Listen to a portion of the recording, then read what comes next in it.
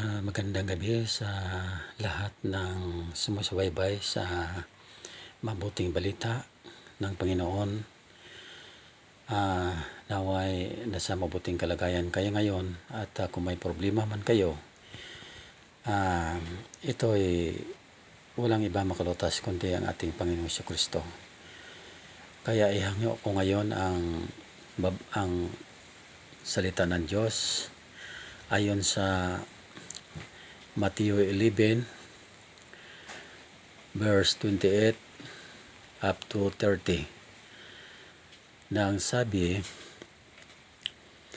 "Lumapit kayo sa akin, kayong lahat na papagal at nabibigatan sa inyong pasanin, at kayo'y pagpapahingahin ko.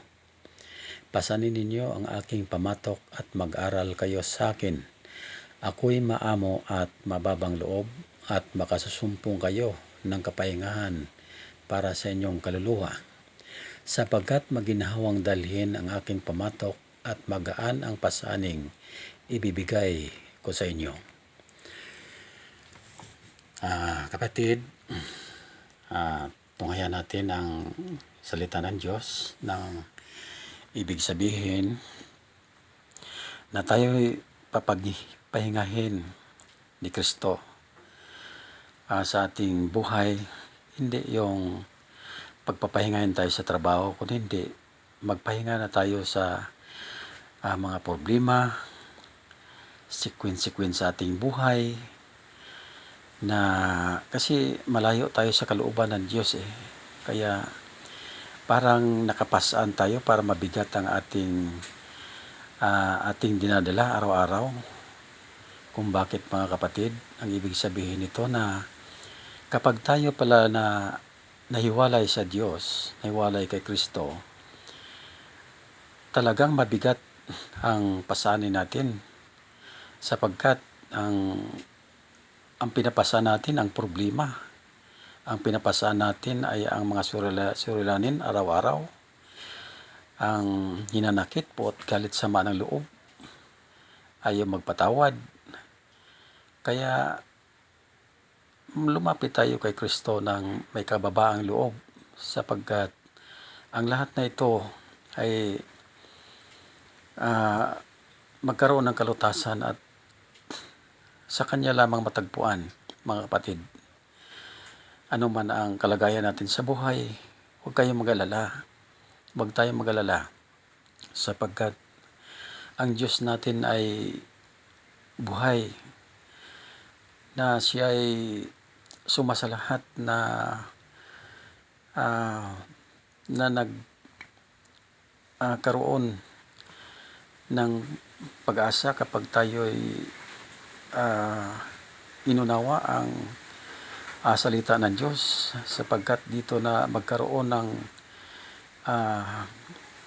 magaan sa ating isipan kung si Kristo ang siyang laman ng ating isip. Kaya nga, kapatid, hindi natin makukuha sa anumang mga pag-aaral, sa anumang mga bagay na gagawin natin, na magkaroon tayo ng kalutasan sa ating buhay, kundi diyan lamang sa paanan ni Kristo, diyan lamang sa pagnilay-nilay na kanyang mabuting balita, na siya naman dapat nating tangkilikin, sapagkat ang nais natin na magkaroon tayo ng buhay na sagana, kaya-aya, o buhay na walang hanggan.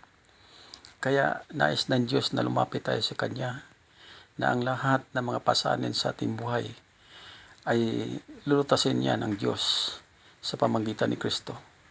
Kaya kapatid, panahon na pang lumapit tayo, dahil kung huli na ang mga panahon, ay talagang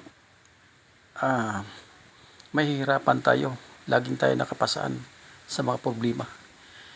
Kaya first God, salamat sa mga